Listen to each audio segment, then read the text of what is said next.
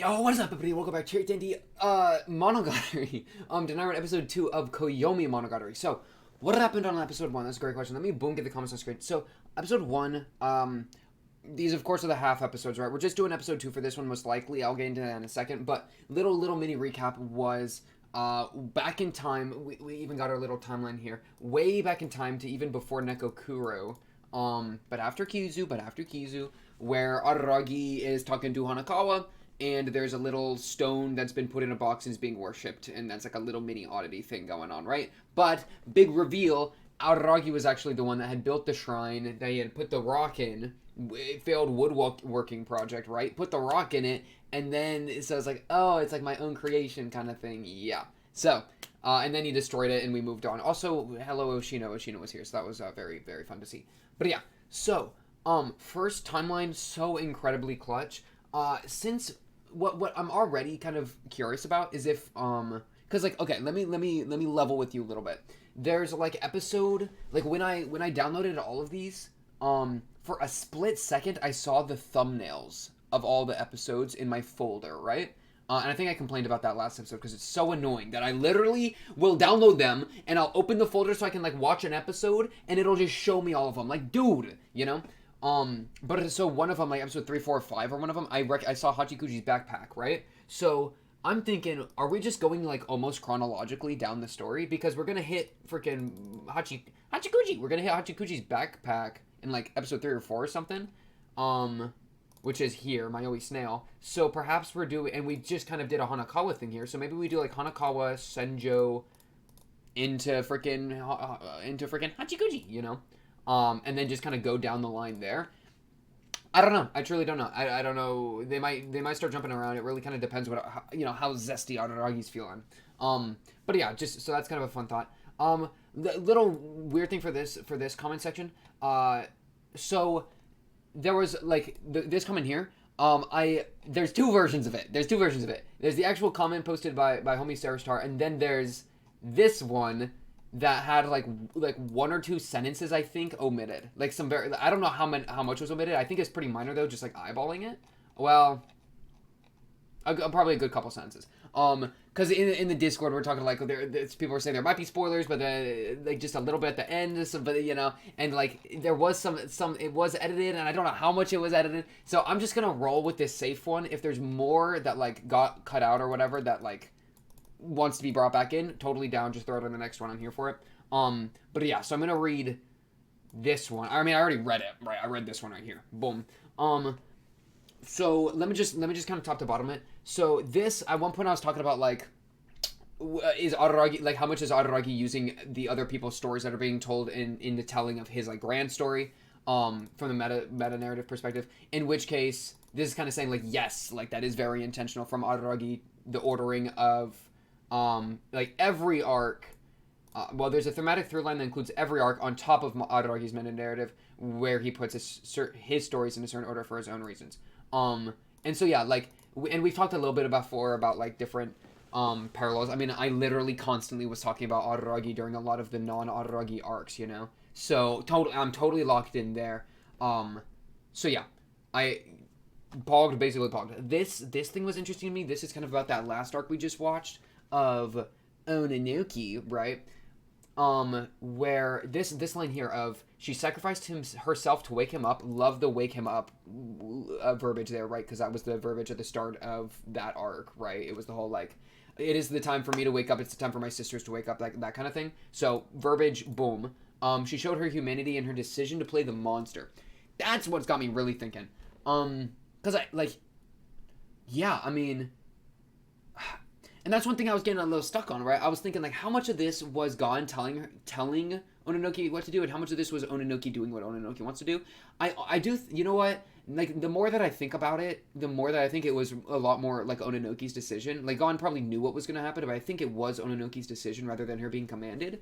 Just because we got the insight into Ononoki's character of her choosing Kage Nui over Tadatsuru. So that, like, shows that she's done choices before, right? And then on top of that, Araragi's trying to like project himself onto her, And so for her to make a decision to kind of break that projection he's trying to do, like I feel like that makes a lot of thematic sense as well. Bro, I'm literally rocking the Araragi with my hair right now. I'm doing the single strand. That's crazy. Well, it's like a bunch of them, but listen, I got back from a cosplay or like a cosplay convention. So the wig hair is crazy today. Ignore it, okay? We have Monogatari to watch. But yeah, so like I do think that it is kind of crazy that in her decision to kill Teratsuru, which was her trying to like be the monster, I think that was a very, like I would agree that it was a pretty human decision, or like maybe less human but more just like emotion decision. But like saying humanity, I like that idea. It's just it's a tumultuous ground. It's a tumultuous ground, right? About like oddities and humanities and all that stuff. So like not trying to like step into that right now.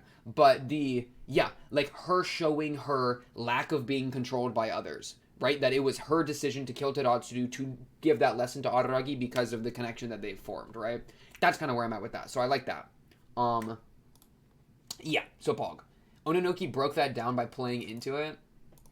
This is just sick. Just being able to just reading this and being like, just being able to interpret this, like being able to interpret the show to this level of like the disconnects, breaking them down by doing it, inner sacrifice, outer, all that kind of crap. It's just why I love this show so much. Even if I don't understand like 90% of what's going on, like low-key, like just being able to get, make the 90 into an 89, into an 85, into an 80, like understanding more and more and more, and maybe understanding less and less and less, but just going through the process, the journey, it's so good. Then yeah, so this is the kind of stuff about the meta layer, and like, because I kind of commented, the last comment of the last episode, I freaking somewhere in here, it had kind of a statement on like people that dismiss the meta narrative, or I could literally read it a little bit of like, oh, I lost it, whatever, right? So I kind of made some comments on that of like, I don't remember exactly what I said, but just the sentiment of like me, like I try to be very open and accepting of like a lot of different ways that people interact with media. And so like I try to be like I try to be as opposite of gatekeepy as possible, right? I try to be very welcoming in like compromising in a lot of ways, just like with media and such. So I was kind of like giving some pushback. This like what's this clarification I appreciate. And I think this is really fair overall of like I'm talking about people who have no interest in a particular aspect, but also feel the need to convince others to adopt their disinterest so they don't have to engage. I'm not interested in the vast majority of the discourse about Monogatari. Half of it's babbling about waifus. The other half is pretentious video essays about here or there, right? This is a common perspective from people who get cognitive dissonance from being fascinated by the show but not understanding the otaku culture it's rooted in, and that it's parodies, celebrities, and used as a base to do something entirely different. Very much the Evangelion of light novels. This line's good as well. So yeah, just kind of and then this final part. Let me read this final part of, I don't go to places where people talk about these things I don't care about, post "you're wrong" and then leave without adding anything of value. That's what I'm getting at. And that's fair. Yeah. Like, it's this kind of thing of like a lot of, I'm sure the people that make the video essays or whatever, like they think they're digging into something crazy, and I can appreciate that so much, and I hate to I haven't seen them, obviously, right? Like, I don't know the video essays. I don't know the Monogatari culture, like, at all, because your boys... I mean, I guess I know just what I've seen in the comments, right? But in terms of, like, other people reacting, other people, like, making content about the show, your boys see none of that. So it's hard for me to, like, make a stand on that at all. But I can definitely see why people would, like... latch onto certain things and miss out on other things because, I mean, there's like lots of, I feel like there's lots of, it's a very layered show, right? So you get stuck on like layer 1, layer 2, and kind of like get through the mud there. I mean, I feel like sometimes I'm rabbit hole digging through like 90 layers and then I ended up looping back to the surface, Ouroboros, and then I'm digging myself. But yeah, what was I trying to say? I like this as well, that like the true magic of the otaku industry is being able to do esoteric ideas through adding cute anime girls or telling the story through them or using the protagonist to tell stories through them about himself. Like that as a kind of how Monogatari is able to succeed as a light novel, right? Because it's got all the waifus, it's got all that kind of stuff. It's got all the jokes, right? It's got all the wordplay.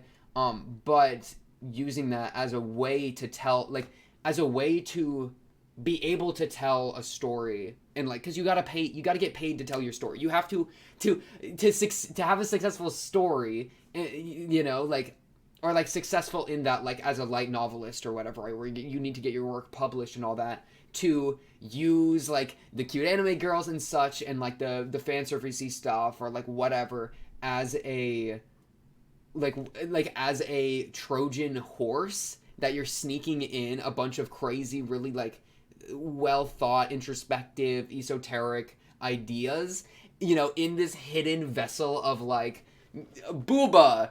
Wait, okay, no, it's literally this. This is the image. Follow me here. It's a big booba, and then inside the booba is a bunch of incredibly beautiful, like, insane thought that you can like dig through for just hours and hours and hours. And then inside that is another booba, because it all goes back to the to Hanakawa's massive honkers, man. But yeah, that being like, I totally think that is a huge piece of like what's so cool about Monogatari. Like, especially like I haven't even really thought about this much, so I really appreciate this point. But yeah, I don't know. Like, I don't know. I wish I could comment on just like the discourse about Monogatari, but I don't think I really can yet. Just because I haven't seen most of it. It's just, as a whole, I try to be very, very open and like such. And you know, it's I try to be very diplomatic, right? So that's just kind of, I don't know. That's just kind of my philosophy with a lot of this stuff. But I think this is, I appreciate the clarification. I do appreciate the clarification. And then this part here, I also think is really funny, by the way, thematically. I'm about to go somewhere insane. So we're watching Monogatari, right? Which was translated into an anime from a light novel, right? And it was also translated into English from Japanese, right? So we're running through a bunch of different translations and movements and, you know, omissions, gains, all this kind of stuff. Even within the show, Araragi's omitting stuff. We're very comfortable with things being changed and omitted, right? That's been something we've, you know, thought about and talked about a lot. You know what's insane? That in fear of spoilers, right? Because, you know, people were talking about this in Discord. I was kind of busy, so I wasn't really part of the conversation that much. But like, in terms of like the worries of like spoilers and all that stuff, we're starting to do it in the comments, bro. The comment I'm reading, right, which is a copy of another comment, but then a couple bits are taken out, is literally, look at this. It says omitted, bro. It says omitted twice. Like, isn't that insane? We're like doing the show, like the Monogatari, the show, where Araragi omits stuff, where things are translated, where things are adjusted. I'm literally reading somebody else's translation of a comment to try to make it safer for our environment, which is like a parallel to the show translating things and omitting things, both on the meta layer and on the inner layer, from the light novel to the anime, and in terms of Araragi and Monogatari in the story. That just fundamentally shakes my brain. But yeah, as for the episode, obviously the stone is Hanakawa. It's Araragi wondering if his worship of her perfection was responsible for creating her oddity issues. That's a really interesting idea. Man, because like originally I was more so just like trying to pin it like entirely on Araragi. Like, I don't know. I don't think I really pushed it, like pulled it or like threw Hanakawa at it much. Because I think what I had said and what I would hold, because it applies to Hanakawa, is that it's like a symbol of like immutability, and like it's like being worshipped, right? It's put in a shrine. But stone is very like boom, right? And like to apply that to Hanakawa, that's kind of like the Hanakawa that Araragi grew like obsessed with, that like, and she turned into, you know, Black Hanakawa, all that stuff kind of started happening, was from her being like this immutable good, like pure white, right? So I feel like in it, you can kind of apply what I was kind of trying to get at with some of the stone stuff, though your boy was definitely, you know, mentally gone there for a minute at the end. You can apply a lot of that stuff to the whole like Hanakawa, or like the immutability and like the stoneness of it is like an equate to Hanakawa's pure whiteness that Araragi grew obsessed with, right? The idea of his worship causing the oddity issues is really interesting. Because I mean, I was thinking like, oh, her oddity issues, like all her family stuff, right? And all, like there's so much there, right? But I mean, it's also like, that's where I would go first. But yeah, I mean, it's interesting to kind of double down on the idea that like it's also her experiences with Araragi and Kizu, and getting to meet Araragi, you know, and going through all that, right? With like, like in the way that Araragi, who, how do I say this? Araragi, like, let's say, worshiping her perfection, right? Worshiping her pure whiteness, gave that pure whiteness like more of a form or something, right? Like now it's no longer just this thing inside of you, but it's being interacted with externally, which like demands that it takes a shape that makes sense. Like, it's like no longer am I just trying to be perfect for me or for like my family that neglects me, but it's like the external world outside of the bubble of the family, outside of the bubble of all that trauma. Now the outside world is looking in Aragi, which demands that my world shift and I actually cement a lot of these things, which kind of boom, oddity kind of bumps out. Because yeah, like there's a reason that she went Black Hanakawa mode at the time, and it's also her. And you don't want to discount. It's also her like coming to know oddities, right? Like that. That's been said before. It's like a thing in the show. Like, shout out. I think Hachikuji said it, at least in the way that I remember the most. Of like, I freaking love Hachikuji.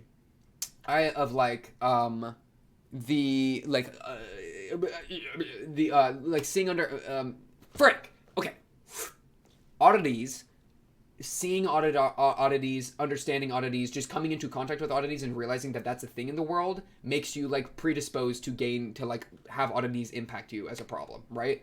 That there's like a comorbidity kind of thing, and we've talked about that before. So that's usually where I would have gone with the Hanakawa thing, but to specifically be like maybe Araragi's worship, like caused, because it's different. It's like her relationship with Araragi is like one thing, but his specific, like the specific act of worship, like get kind of like pinned it down in a way that I hadn't really thought of before. So I really like that idea. As with anything else, that's partially true. Yeah, partially true. And then, and that's kind of, I think what I just kind of rambled about of like, yeah, that's like part of the formula, but there's a lot of stuff going on there. But there's no point in agonizing about it. In the end, she has to take responsibility for her response to his worship. Yep, yeah, and that's what I mean by like he comes in and then she like as the external, and then she shapes, and then her form shapes to become accustomed to being viewed, that kind of thing. It also ties into his disdain for her ever since having his illusions shattered with his last line. Oof. Koyomi episodes are very short and very dense. And yeah, Ogi is still a big freaking void in my brain, a big darkness in my brain if we want to get crazy with it. So yeah, that's fun. We have this little spooky omitted thing, which again, throw that in this comments for the next this episode, right? I'm usually not in a huge rush for like comments. I don't think there's I think there's very, very few times that it's like I need a comment and I needed it like at this specific time to completely like fix something, right? Like that's usually rare. And if there's something of that importance, it usually comes to me through Discord of like, you got this thing incredibly wrong, and it's like, oh shoot, and so I'm not really stressing that too much. I think it's easily one of the hardest parts to analyze in the show, so don't worry about it too much if you feel drained, although I'd imagine people will try to push you to do 2 episodes per action anyway because they want you to be faster with this arc that many people don't care for much. Yeah, and man, if I'm still feeling it after 1, I'll probably jump into 2, but at least for this one, I'm pretty solid on doing 1 because I have to wake up soon to go to my next day of my convention, but I had to pump out a quick monogatari. I had to... Okay, speaking of pumping things out, this line of Ogi is packing and all the Ogi Fuda dojins connect. Yeah, okay, we're going to the next one. We're drinking a Powerade from McDonald's, by the way. We're drinking a Powerade from McDonald's. Okay. So yeah, this first part is the the kind of ending monologue from the novel. No question about it. This texture, this feel. It's concrete. That's so funny to me. But yeah, so I did read this. What I like the most, I think, is because and I think the whole rock thing, the stone thing applies to Hanakawa so well, and that's really interesting. The thing that gets me the most is his worshipping of the stone, like this line: did my failure to be grateful for everyday life mean that I was like a stone, or that I was made of wood? Though if stone can become statue and wood a shrine, maybe it wasn't such a bad thing. Ooh, so yeah, that's my favorite part of where we were, the ideas that we had with the stone. So yeah, lots of really juicy stuff here. Let's see how well I can parse through it. That is the question. A lot of these like parenthesis things I really like. They're like, it's like, like no divine retribution, the having of guilt, specifically no divine retribution, like he straight up says, right? Like there won't. I knew better than anyone that absolutely no divine retribution would be forthcoming because he was the one that made it, right? So he knew nobody's gonna come hoe him for this. This is all internal, right? And as someone that especially we saw in the most recent arc with like Kagenui, he kept being like, "Oh, this is my divine retribution." It's like, no, like maybe a lot of this is your own issues or like other stuff. Like there's not some divine thing. Maybe it's all Ogi and Ogi is you and I am you. But yeah. So like the trying to run away to divine retribution and then realizing like, oh, I built this, so like I can't. That's crazy. Taking things for granted.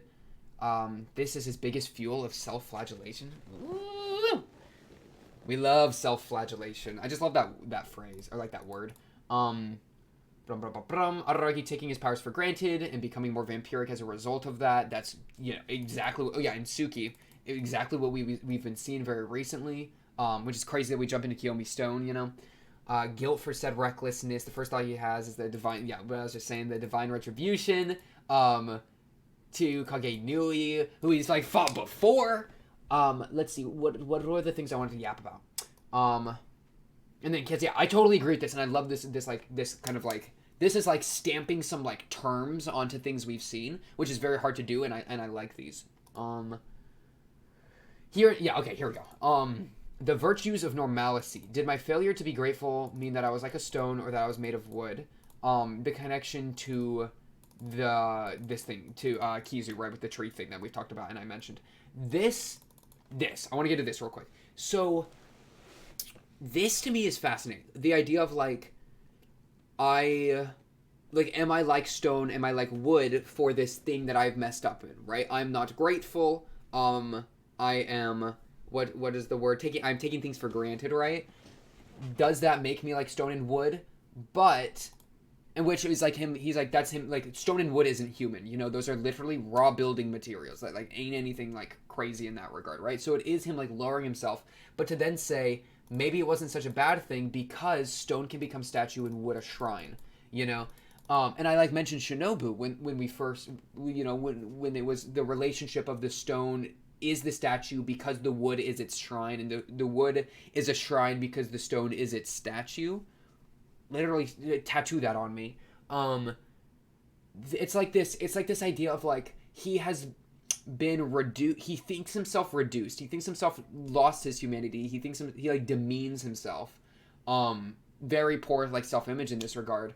But the idea that like despite how far I've fallen into like away from my humanity, and as far as like my self-worth has dropped, perhaps this horrible thing I am, or not even necessarily horrible, but just this non-human, negative in some fashion thing I am, of stone or of wood, maybe that can still be shaped, and that can still be useful in some way. It's like a silver lining type philosophy or idea, which is like very sweet to me, and I really like.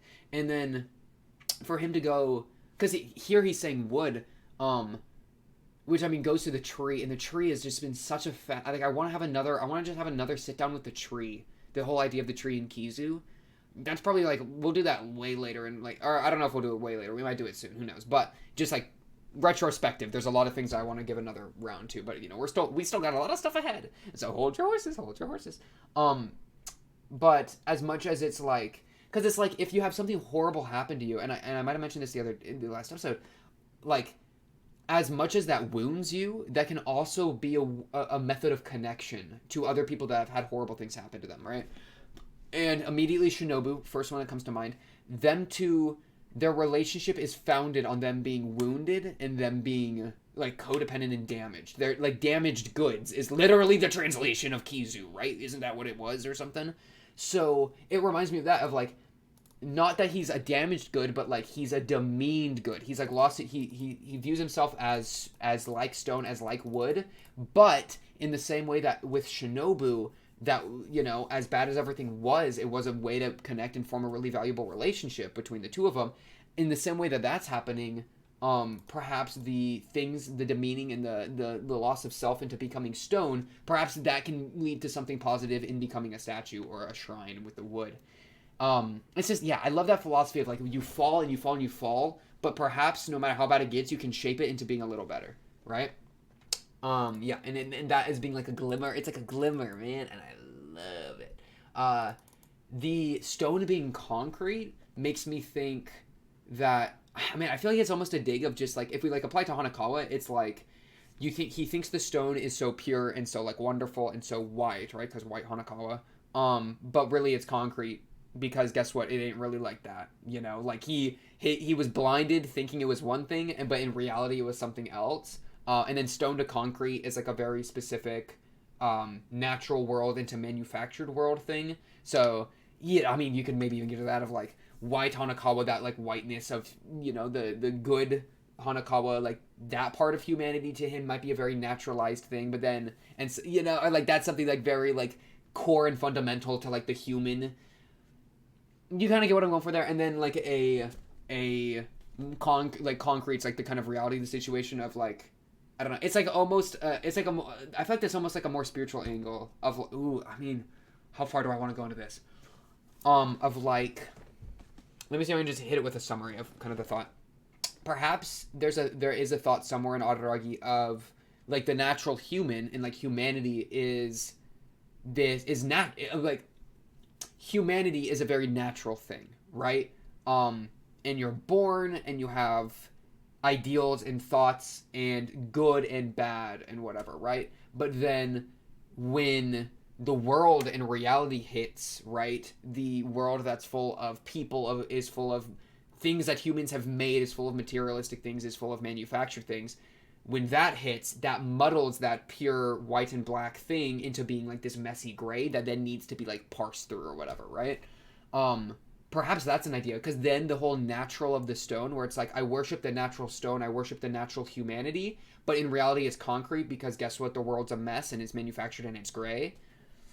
I don't know. I feel like I'm getting a little like mixing my paint a little bit there, but I like some of those ideas. So yeah, a whole ontological connection, which is referenced using Rene Magritte.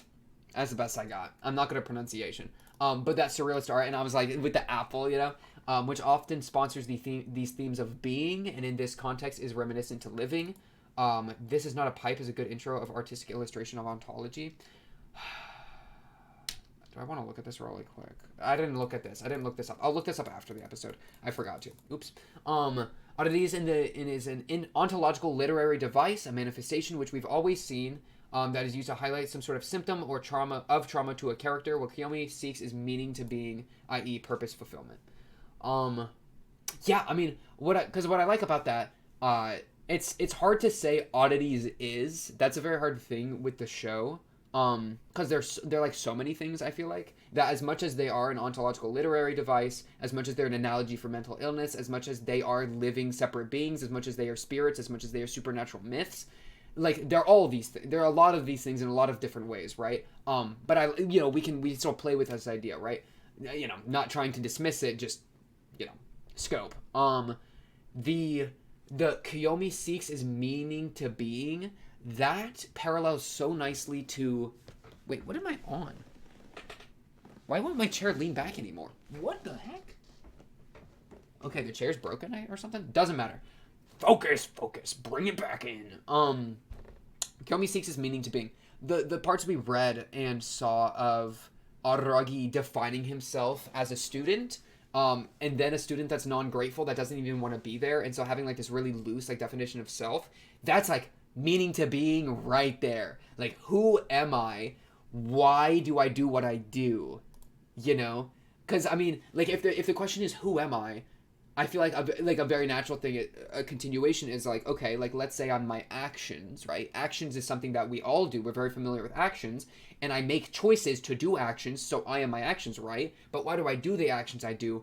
Boom. What's my purpose? What fulfills me? You know? That kind of thing. And so the kind of intent behind actions as part of like your being, which Araragi commenting on, right? He goes to school, he does that action as a routine, but he has no gratitude for it. He has no fulfillment, which makes him like kind of a hollowed out person, i.e. having lost humanity in some sense, right? Like, oh my goodness. It's just so crazy.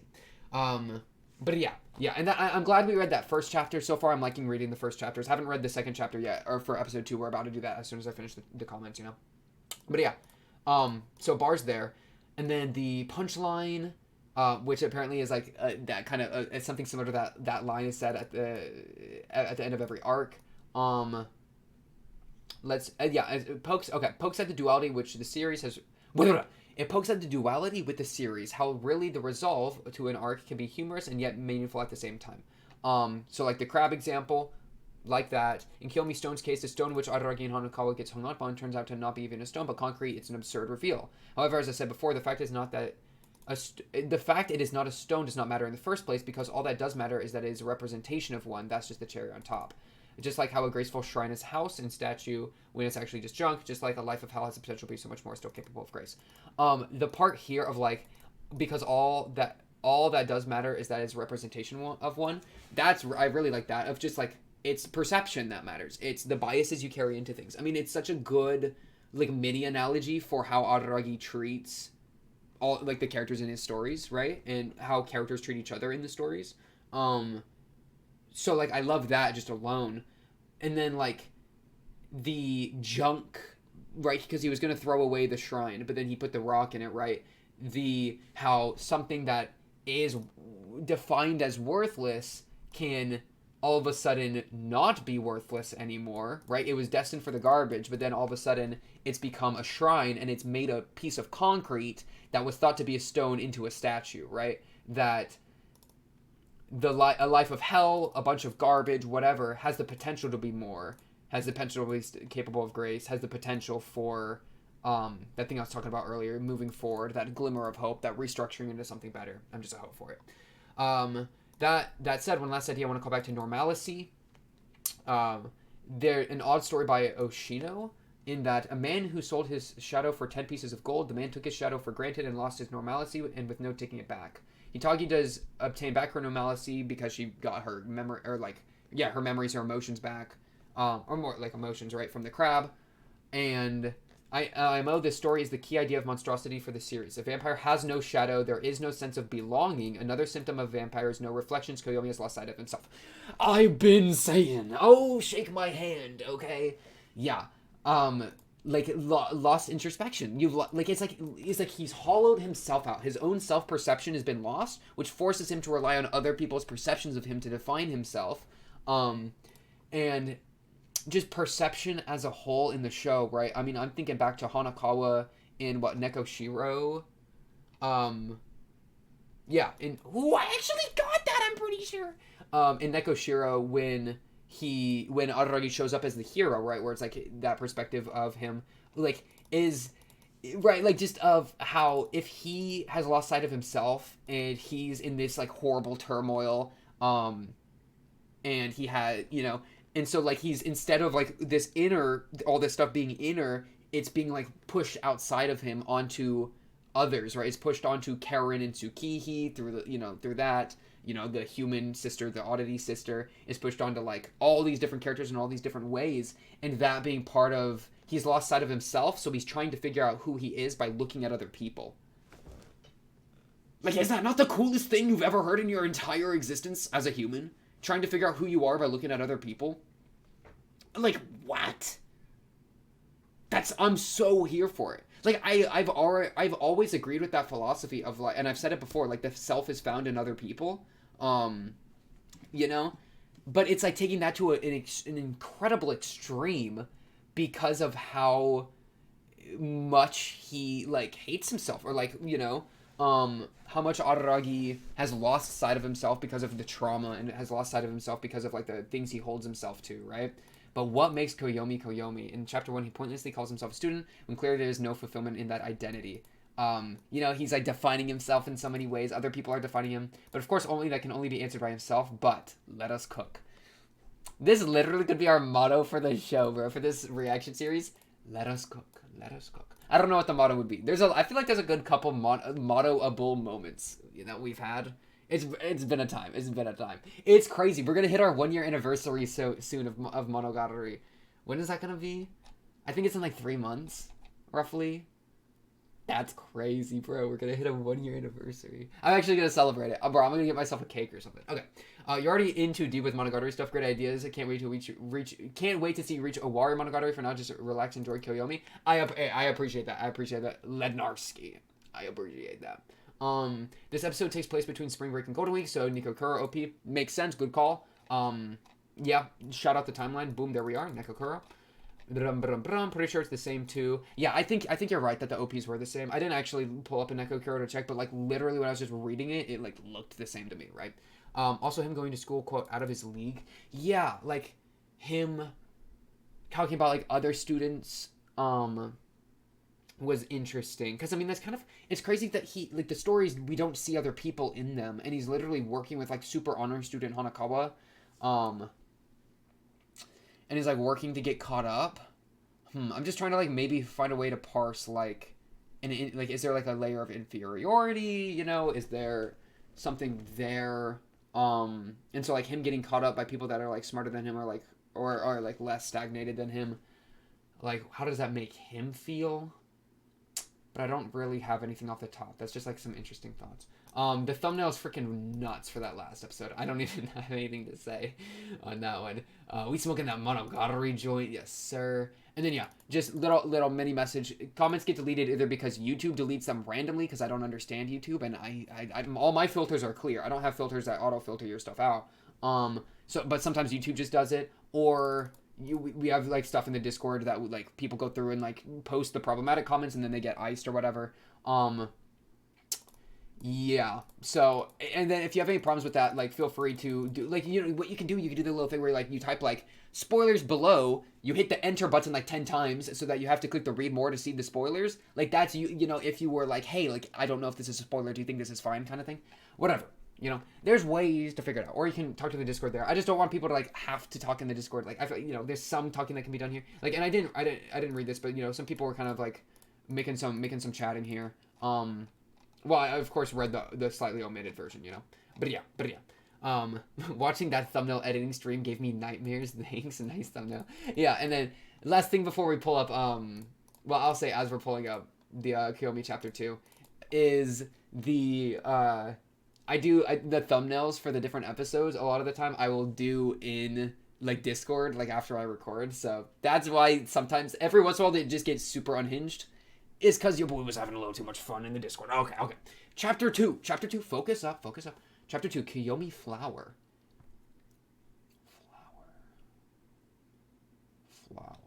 Okay. Flower, is that Senjugahara? Is that... Because Senjugahara had the longer hair way back, if we're still back in the same time period. Is that... Who else could it even be? Not Hanakawa, because she has the braids. How long was Komburu's hair? I feel like Komburu's hair at the start was really long, but the dress, Komburu would not be caught wearing that dress. Probably Senjo. That was my gut. Let's just go with Senjo. Flower, girlfriend, give you the flower. I mean, that's still in the way pending stages, so I don't know. May 5th. Whoa, May 5th. I'll wait. We'll see. Okay. Here we go. How long is this one? 2.5 pages. Again, I'm going to read it out, and then I'm going to talk about it after, right? I'm going to do a full read. I'll try to do it mostly clean through, but I might, sprinkle mini comments in. But yeah. I don't mean to sound like a whiner, but in early May, in other words, around the beginning of Golden Week, when a strange fate bound me to Hitagi Senjugahara, I was both mentally and physically spent. Or beaten to a pulp. At any rate, I was a mess. Okay, talk about it. Or should I say a bloody mess? Such a mess that the idea of an ordinary life didn't seem real to me anymore. Only the deck separates us from hell. I believe fishermen on the high seas use that expression, but it seems like pretty much the same thing on land. Only the ground separates us from hell.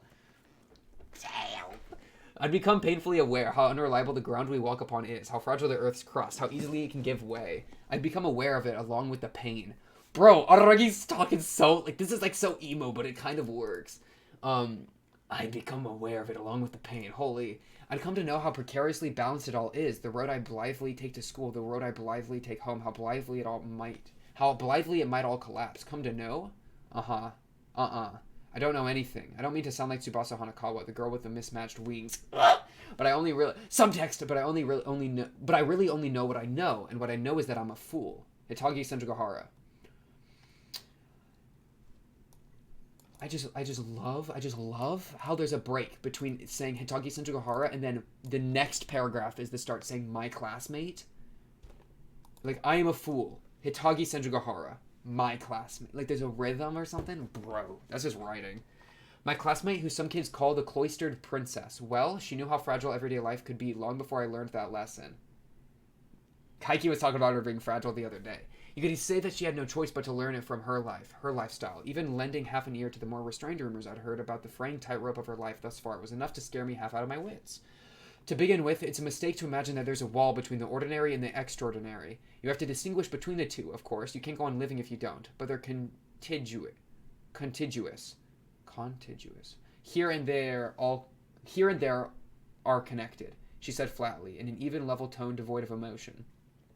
It's not a question of above or below. You don't fall from the ordinary into the extraordinary, and you don't crawl up out of the extraordinary to the ordinary. It's more like you're walking along and suddenly you're somewhere else, somewhere you don't recognize, like straying from the path.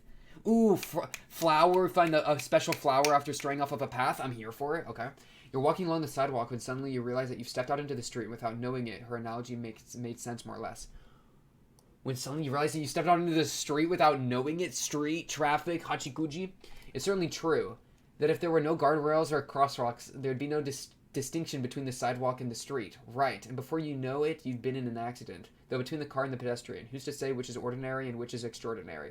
There are things like your bicycle, Araragi, that blithely move between the street and the sidewalk. That's correct. That's crazy. Wow. What a crazy, analogy. The bicycle representing moving between the two realms, because Homeboy's a half oddity and is constantly going between the human and the oddity, and the bike can do that. And then he gets in the car. After with Hana Monogatari. He's in the car because the bike's destroyed. Well, the bike got destroyed with Hachikuji, right? That's so good. Strictly speaking, it contravenes the traffic laws to ride your bicycle on the sidewalk, but then again, from the car's perspective, it's a pain in the ass to have people riding in the street. Modern problems, right? Yup, in other words, you still can't get into an accident even if the ground you're walking on doesn't collapse. No, you can still get into an accident even if the ground you're walking on doesn't collapse, even if you keep to the straight and narrow, and not because you've lost your footing and fallen from the ordinary into the extraordinary. But you know, Araragi, continued Senjugahara without much in the way of emotion, sometimes you fall from the ordinary into ordinary, and sometimes you crawl up out of the extraordinary and find that wherever you are now is extraordinary too. Fall? The use of fall? Because it's like, dude, fall is so good because, dude, Senjugahara was introduced by falling. I love these chapters so much. These are so fun to read. Okay. Ooh, it's just giving me a taste of the light novel. Okay. Wow. Okay, we're just going to the top again. That was really pogged. Okay. So, I really like this. Him like openly admitting how much of a mess he is. I like. Him openly admitting how spent he is, right? And it's not like has he hidden that before? Kind of no.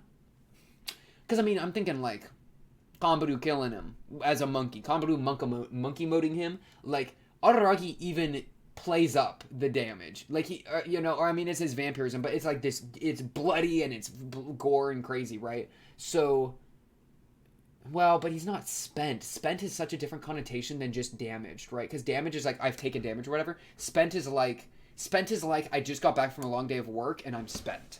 I'm out of energy, right? And I feel like Araragi usually doesn't get shown that kind of way of being like out of energy, openly admitting he's a mess, weighed down by the work he's had to do, that kind of thing. Because usually he more so parades uses. I feel like there's more of a parade there instead of a. There's much more of a positive connotation. He doesn't usually do that. I feel like.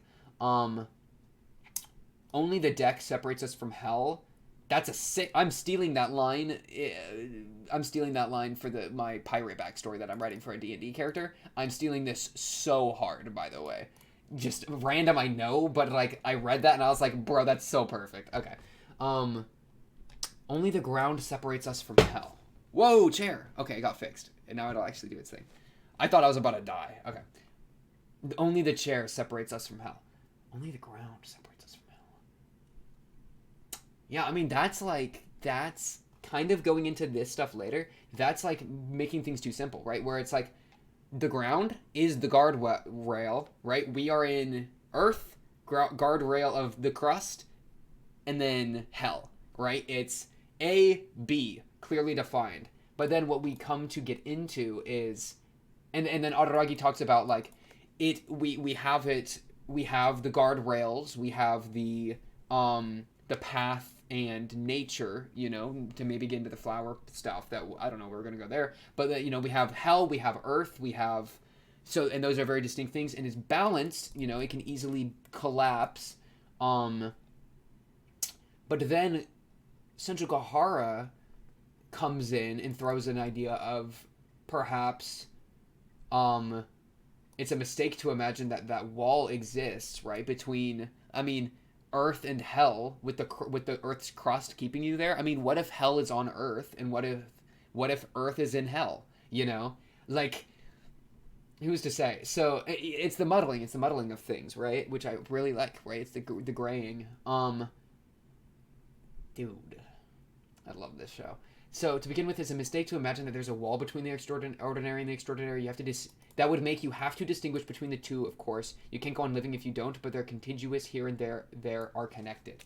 I love M dashes, by the way. That's like my favorite grammatical tool.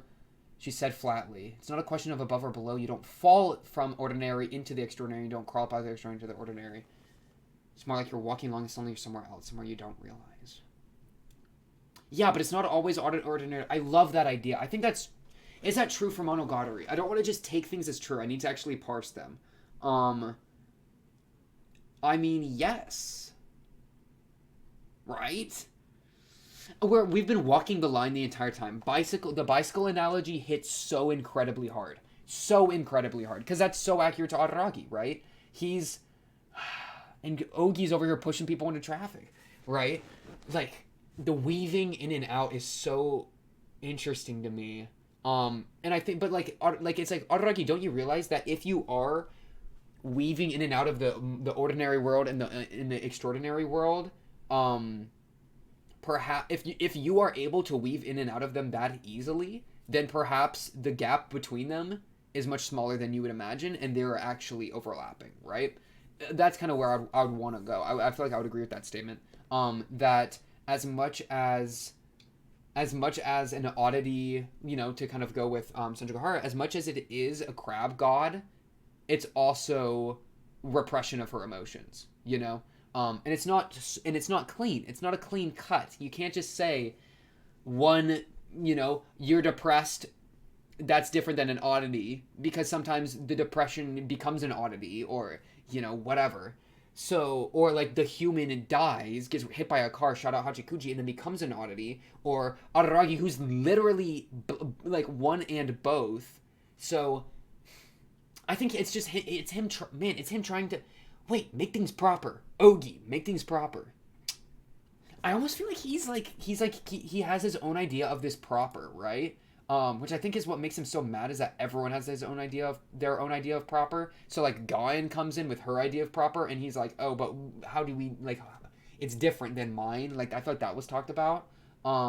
So like the balancing, I had to come to know how precariously balanced it all was. Like, he has his ideas of the distinctions made of where the guardrail sits, but the guardrail's in a different position for every single character, So perhaps if every single character, and guess what? Oddities are made by people thinking, right? Like, that's a big part of how they are formed. If every single person has a different idea of where the guardrail is, then perhaps, including the idea that they themselves create oddities, the guardrail is less of a cementing separation and more of an amorphous overlapping thing.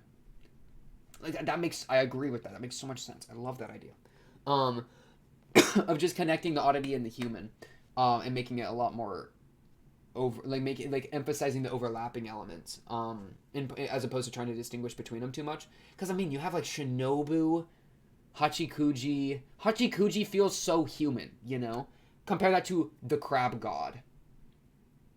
Is that why so many of the oddities have ended up being like thinking human-like characters because Araragi saw the crab god and like, well, he started with kiss shot. So nah, that idea, I'm just throwing that idea out. But yeah, that bike analogy goes so hard. I love that. Never, yeah. But what's the in that analogy? What's the ordinary and the extraordinary in Araragi's mind? Is it this? Which is the street and which is the sidewalk? I only say that because him driving the car makes me think that it's like him like almost as saying like he settled on one of the two. But it's either he's settled on one of the paths in his own philosophy of ordinary, extraordinary, or whatever, or perhaps he's grown in some way and no longer rides the bike and is weaving between the two and is instead just driving on the road, you know. And it's less of choosing a lane and more of just not distinguishing between lanes anymore because the bicycle is what represents the distinguishing between lanes because you have to distinguish the two between the lanes to blithely move between them. I feel like that's kind of like intimate to the point. Yeah, that was a really fun little chapter there. I really like that chapter. And then this last line, sometimes you fall from ordinary into ordinary. Sometimes you fall from ordinary into ordinary. That's such a cool line, man. I'm literally soying at it. It's so cool. I love that so much. And crawl up out of the extraordinary and find that wherever you are now is extraordinary too. My goodness. Okay. I say let's jump into the episode. Episode 2. I did. Oh no, episode 1. I did have episode 1. That's what I was gonna say. I did have episode 1 up. Okay, there we go. Episode 1, Koyomi Stone. Was there anything else I was trying to say here? Man, doing I should have done this before the chapter. Huh. Because doing the chapter beginning thing is kind of like an easy segue into the episode 2, so now I like want to watch the episode 2 because we just got finished with the chapter. So yeah, in the future I'll try to do it better. Oh, the ED. Oh, I also got to analyze the ED. Let's analyze the ED after this episode because we just read the chapter just for pacing's sake. Let's analyze ED after this, after we watch. And we were talking about a lot of this in the comments. Yeah, I just kind of want to... Why the bowler hat, Araragi? Why? Oh, because the bowler hat, isn't that what the guy's wearing in the art piece? Yeah, he's wearing a bowler hat. That's crazy. That's crazy, actually. Wow. Huh. And the changing of the apple to stone is so cool. Yeah, that really, I feel like that's like the show telling us like, and the comments kind of already went over it, but like that's the show telling us like this isn't just me throwing cool visuals at you. This is intimate to how Araragi's picturing himself because he is seeing himself as this piece of art because that's where he's getting the bowler hat from, which is his self that constructed things. I wonder if the construction of the shrine, the wood structure, was like some desperate attempt to define himself. Like, I will define myself through the creation of this thing because I can create this thing and I can like push my thoughts of it onto it. But since I made it, it reflects back to me and tells me something about myself. Like perhaps the act of creation was a bid for understanding his own being. And that kind of gets into all the stuff we were talking about, like the ontology, all that. Super sick. Yeah, really like that. Okay, what we're going to do episode 2. We're going to watch episode 2, and we're going to watch the ED. And do an ED like an ED analysis. Okay, let's do it. Just I'm trying to square everything in the noggin, because I know I'm going to forget something. Okay, little 13-minuter, and then, yeah, if you're just skipping in here, this is just an episode 2. In the future, we might do doubles. We'll see. It depends how we're feeling. Because your boy's already hit an hour on the recording. And it's like, just like, I don't know. Okay, let's just run the film. Episode 2. Again, I'm drinking the Dr. Powerade from McDonald's. Most delightful. Get yourself a drink. Get yourself a snack. Should be exciting. Episode 2. Let's get going in a 3, a 2, a 1. Bang! Staple. Wait, did I say stable? Stable? Did I say stable? Stable?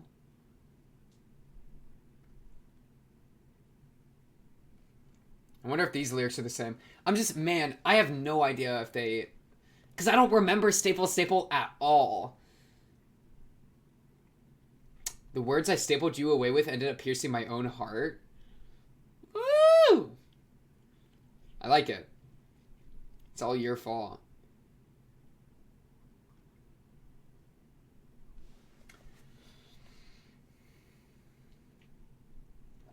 This is so fitting for Senjo thinking about Araragi. Koyomi flower, staple, staple. And the staples are, dude, the staples are banging, man. The staples are all intimate. The staplers.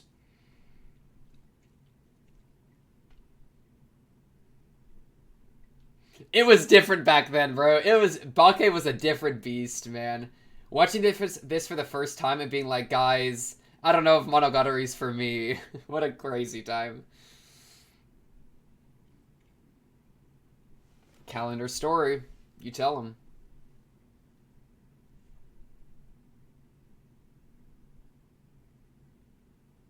Okay. Flower. Flower. Paths. Paths. We just read that hoe. We just read that hoe. Where we at?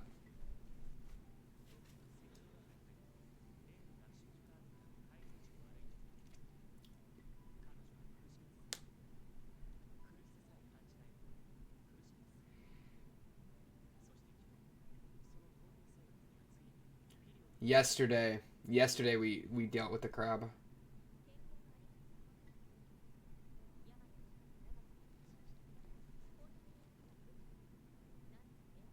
Yeah. And dude, it's like gratitude. It's like gratitude for normalcy again. Right? Just like what we were talking about a little bit earlier.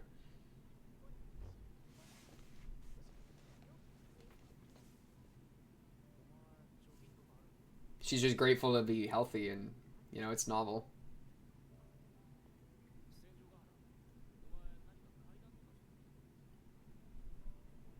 The shaft, bro.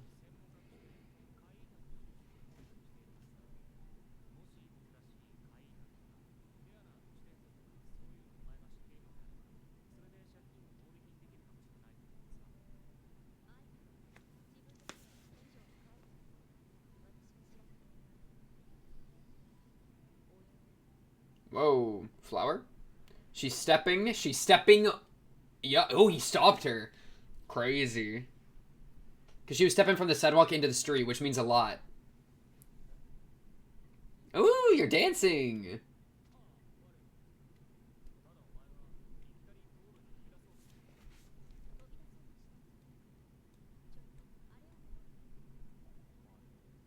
The flowers. Whoa. Oh, wow, it's flowers. They're like lilies. Look, a little Araragi thing. Oh, it's like a rest in peace thing. Oh, that's sweet. That'd be like self-fulfilling prey, self-fulfilling fate almost. Like I feel like that's like a fun loop.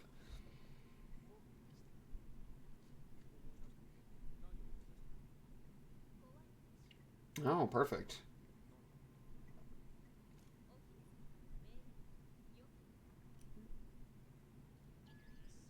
Wow, he stopped her from stepping, bro. That's so crazy to me. Bro, where are you climbing to? Oh, you're exerting. I get it. Oh, someone threw flowers up here? Fresh? Interesting. Did somebody uh like end their own life from the school rooftop? That's why flowers were placed there? Because it could be like, oh, you oh no, you just saw it. You didn't put them there? Okay. Because if it's like, let me just focus.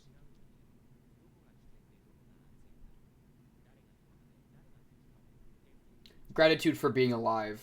That's why we're focusing on death. Throwing that out there.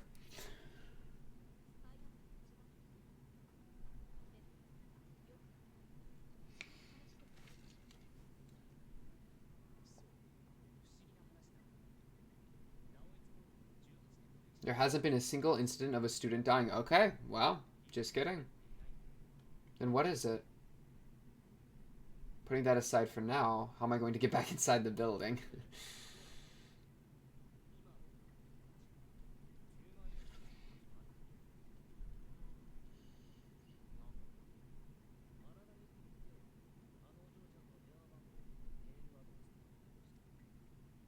Shinobu!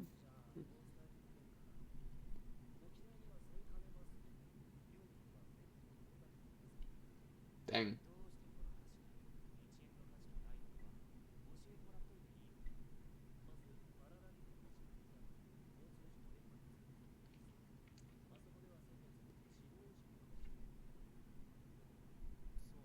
Hi, Shinobu.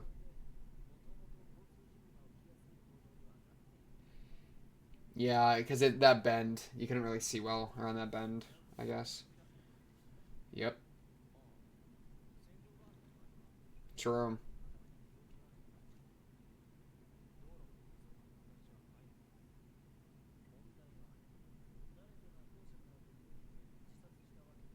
Every single rooftop.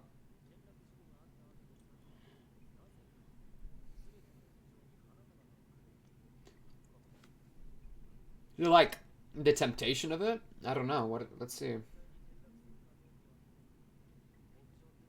Mm-hmm.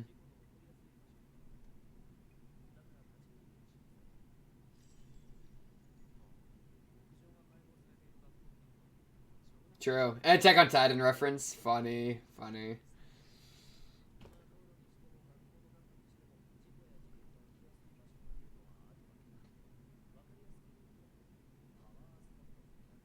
The opposite of places of power. What do you mean? That's a thing? Wait, negative is a thing? Oh, okay. That's okay. We'll put that in the back pocket.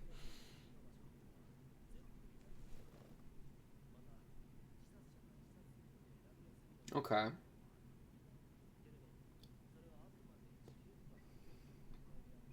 Mm-hmm. They're like easy to access or whatnot.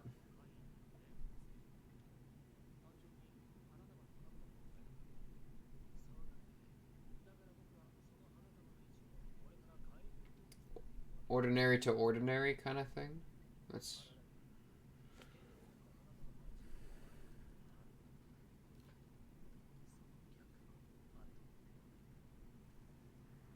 depends where you put it and who sees it. Whoa, whoa, whoa! There's hospital.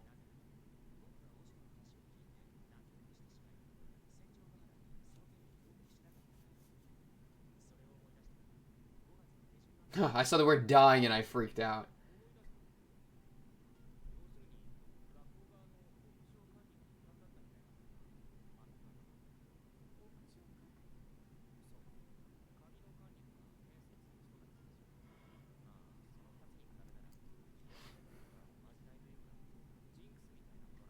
Okay.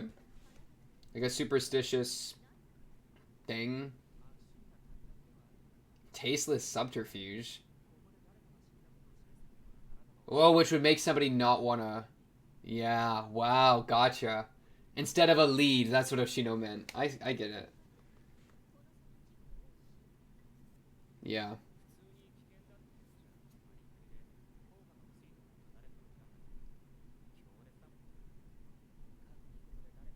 Huh.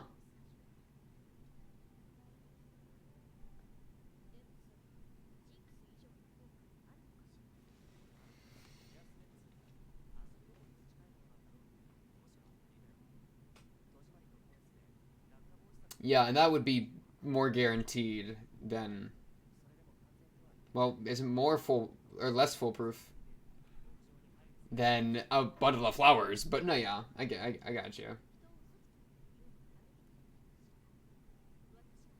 Yeah, I'm just a sweet talker.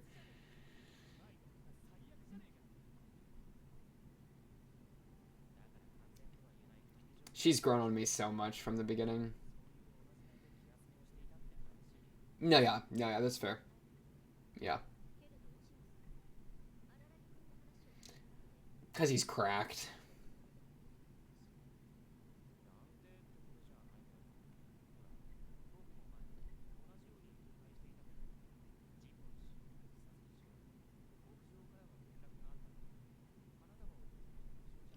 You'd put it at the bottom? Oh. Would you? I guess that would make sense.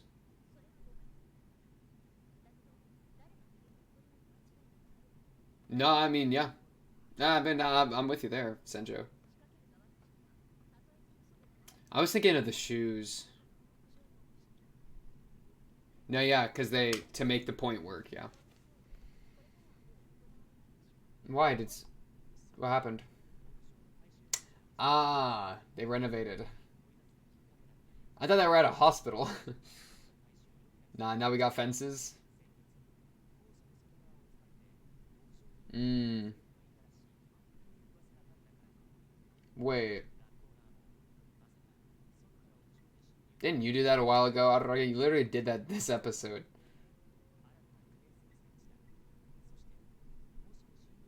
Yeah, yeah, that was literally you.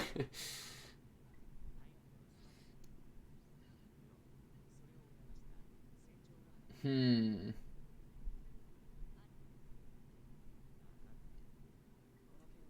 They're nefarious, bro. What does that mean? I have to cut it out of your brain.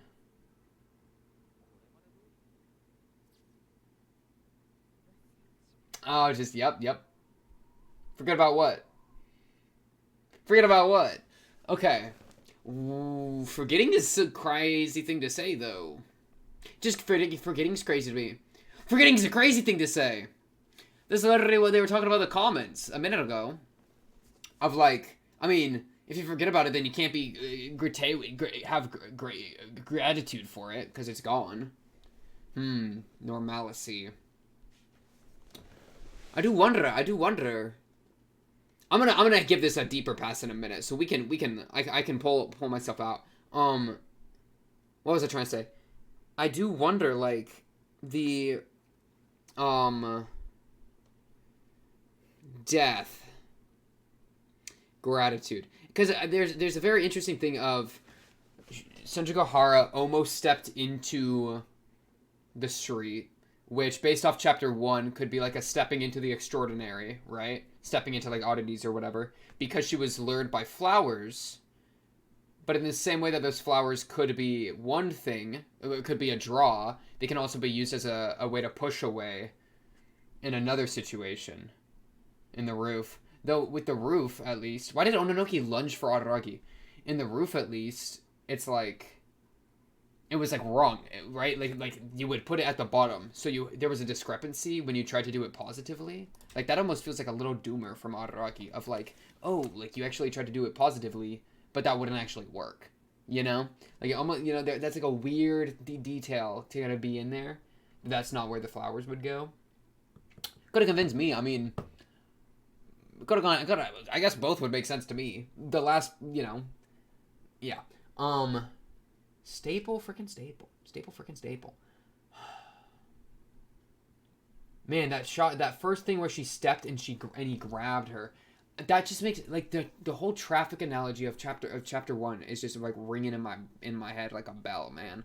Of like the ordinary extraordinary of like she was gonna take the step there and he stopped her, and it was such a reflex that it almost feels like analogous to after going through the crab thing, she means to step back into the world of oddity in some way.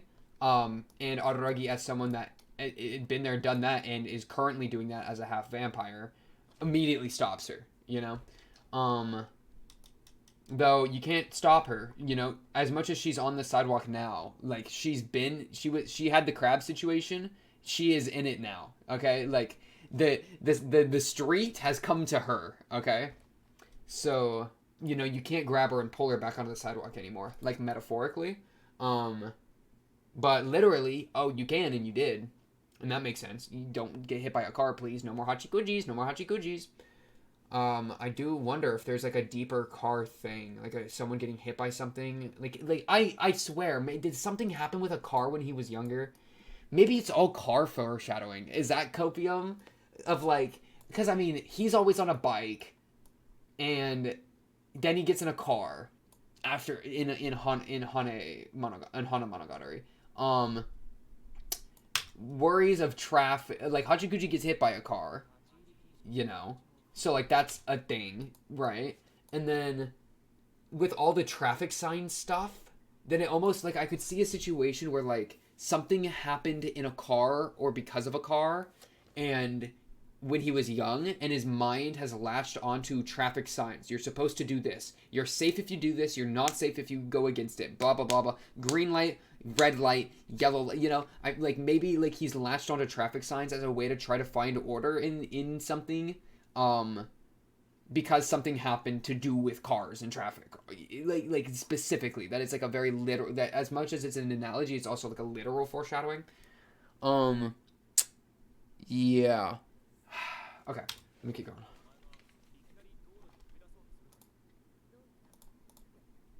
Yeah, he climbs the school building. Man, he dedicated for his girl. He was trying to get Senjugahara that early. Respect. Totally respect it. So yeah. And then, oh yeah, that thing I was talking about earlier of death, of like, perhaps there's a level of like gratitude that like you can't feel if you're dead. You know, you can't have gratitude for your situation if you're dead because you're dead. So, because we're talking about death. I mean, the idea of someone, you know, ending their own life, and then the idea of someone kind of through recklessness having their life ended in a traffic thing. I mean, both are death. That didn't go as deep as I thought it was gonna go. I think you get, maybe there's a thing there. I don't know. You connect the dots. I'm giving you homework on that one. Hey, comment down below. What was I? Okay, let me just go back to some of the words. Oshino's a genius per usual.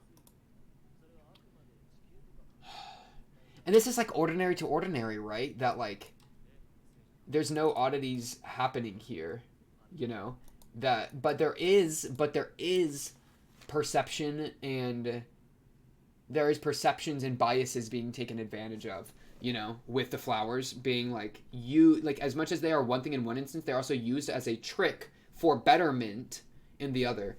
It makes me wonder, like, does Araragi feel any sort of negative thing towards the use of the flowers with the roof thing? Does he feel is there a part of Araragi that would find it like immoral or unjust to use flowers to deceitfully pretend that somebody has ended their own life in order to like, even if it's for a good purpose, because it is lying, right? Like, I mean, I'm just thinking to freaking Ogi, man, of like, I punish liars, and I feel like Ogi's unrelenting with it, probably. So, Araragi, how do you feel about lying? How do you feel about lying? I feel like I'd have to rewatch the entire show with that question in my head to even figure that out, you know? Lying. Has he lied to people? How often does he lie to someone?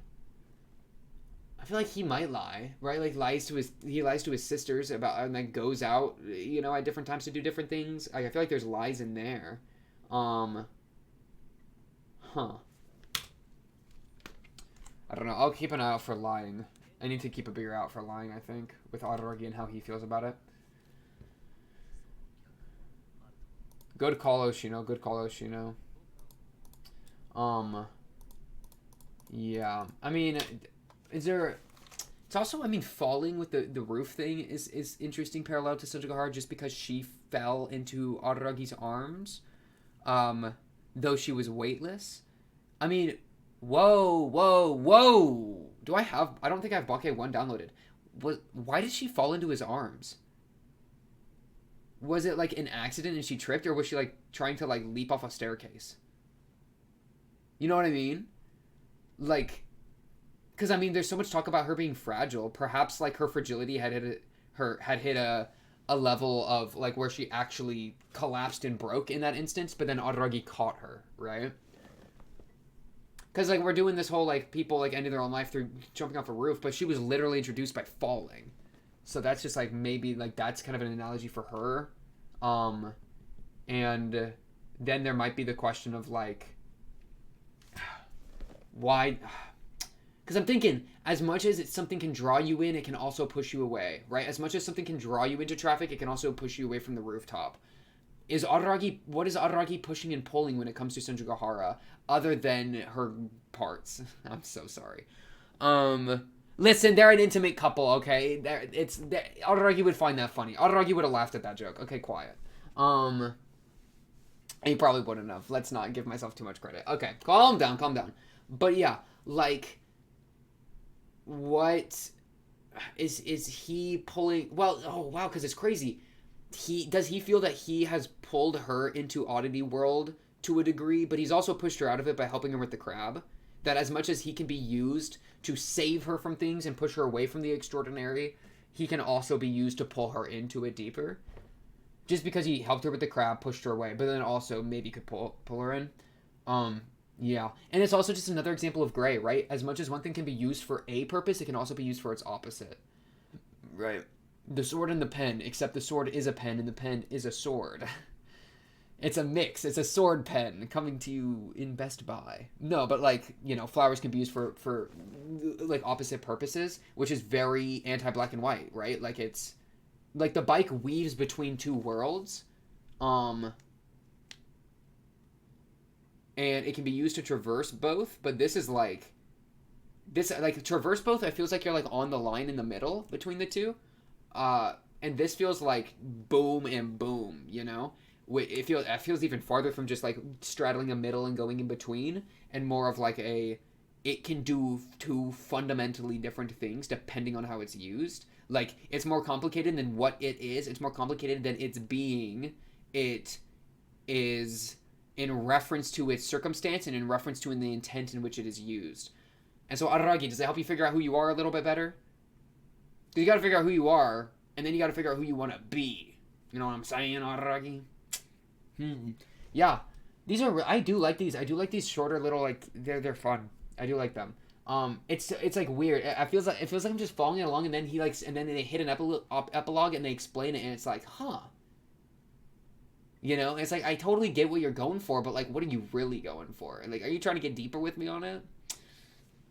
Crazy stuff. ED. Let's look at the ED now. We'll probably wrap it up with this ED here. And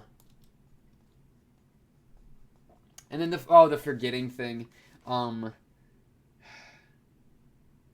Forgetting is such an interesting question to me, of like, Araragi and forgetting things. Like, how does he feel about that? I don't have ammunition for that, though. Let's just watch this ED. I'm probably going to be pausing. I'm just going to be like, you know, lyrics, background. Okay, speaker. Flowers coming out of the speaker. Jams. We are in Araragi's room, I bet. Whoa, is that a red alarm? Run it back. Oh, shoot. No, don't desync my subtitles. Previous frame. Okay. It gets like a red warning light. Interesting. And then Araragi wakes up. I think that's his that's his panic before he wakes up every day. That's what the red is. And he gets up. Who's in the mirror? Was that Kombaru? No, that's his mirror. That's him in the mirror. He has a reflection here. So that's showing he has a reflection. Sick. He's in a state of reflecting. Hanakawa, Senjugahara. Hanakawa immediately is gone. Kick a stone away. Koyomi stone, kicking the stone away, kicking away the... And then Hanakawa disappears. Dude, Hanakawa immediately goes out frame left and then says kick a stone away. Hanakawa is the stone. She's kicked away. You know what I'm... Like, holy... I know I'm probably tripping on that, but it's a funny idea. Because how would that be getting rid of your worries? Because, the stone was something you were latching on to make you feel better. So, like, why... You know? But it's fun. Okay. Downplaying the flutter I feel this April. Oh, y'all are falling in love. Is this going to be the Senjugahara love story arc? Where we actually get to see a lot more of that? That'd be cool. Shinobu chilling in the shadow. Oh, she's listening. She's listening. Her little ears went... Oh, I mean her hair. Still applies. I love you, Hanakawa. I love you, Hanakawa.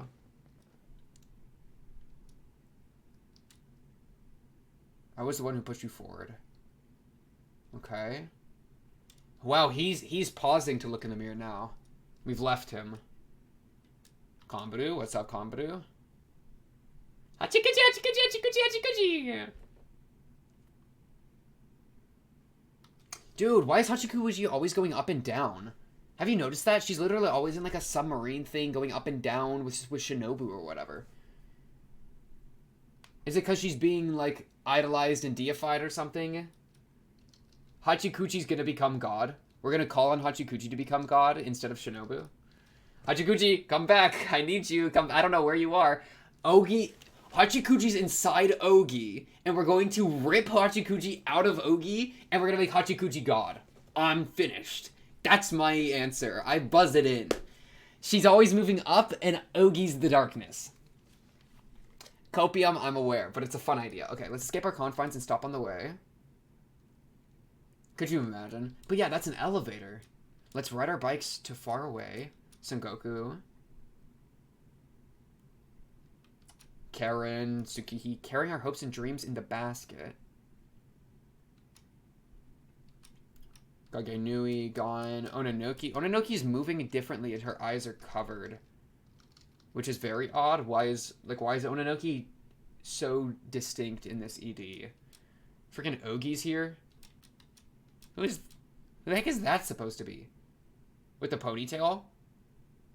Who are you? Who's that woman? Am I a fool? Wait, what girl am I missing? I'm missing a girl. Go back a little bit. So we have Hanakawa, Senjogaharu are in the door. Sengoku here, Shinobu's in the shadow. Hachikuchi we just saw in the elevator.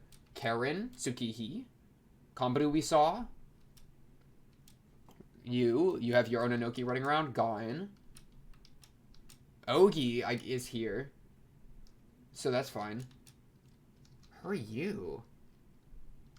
Are you like... I don't know. Am I stupid? You're next to Sengoku. I don't recognize you, I feel like. If I'm supposed to recognize her, then it's literally just a skill issue and I'm forgetting a character. But, like, it's weird. I don't know who you're supposed to be. It's like, none of the men are here. Like, these are all women, which is fun that Ogi's in the woman group. Maybe that's, like, Ogi taking advantage of how Araragi, like, goes to women more than men. But, like, what? What am I even talking about? Oshino and Kaiki. No, well, Kaiki doesn't count, but, like, Oshino. But Oshino's the only one. He's, like, an exception to the rule. And most of the men in the story have been evil, right? Or, like, Araragi is seen as evil, like, Guillotine Cutter episode, etc. Dramaturgy. Huh. Carrying our hopes and dreams in the basket. The future we talked about looks nice. Who's Ponytail Girl? Bro, I'm gonna lose it. And then Onoki's in the back. She's like crowded. She can't get let in. Oh, look at this. Everyone's distracting Araragi from Ononoki. Everyone's up in Araragi's face demanding attention. And so the real deal of Ononoki is stuck in the back. That could be a play. Look. What the hell? Look, what? Whoa. Ponytail person's in the back now.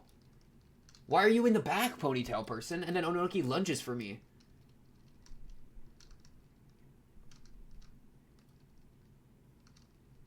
What is going on? Wait, okay. Ogi, Karen, Sengoku. Ponytail's in the back now. I think Tsukihi next to Karen here. Wait, who are you punching? Do you just miss Araragi? Oh, Araragi dodges.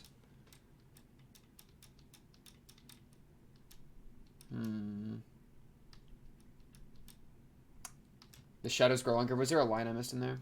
Sorry. I'm just literally following this, like, carousel. It's literally a carousel, bro. It's gonna drive me crazy. And we are none the wiser. That's a terrifying line to kill Araragi with. While he's melting, and then he drops. Bro, he drops like a toy that's been discarded. If the shadows grow longer. Man, does he feel like he's like... Is he growing like resentful towards all the people that he's helped because of like... having spent his time with them or... You know, like I've done so much for you, resent kind of thing? I don't know. I mean, Senjo's not in this group. Like, a lot of people aren't in this group, you know? It's Karen, Tsukihi, Ononoki, Gaen. Like, Karen Tsukihira are a bit of a weird pick because I like why would he be super resentful towards his sisters? I mean, like there's reasons we could point to, but that's different than like Gaon, right? Like Gaon next to them is kind of crazy, and like Oninoki next to them, like I could see Oninoki resent just from like the monster stuff we just had. Interesting, yeah. That's a crazy little ED. That's a crazy little ED. Freaking ponytail girl. But yeah, okay.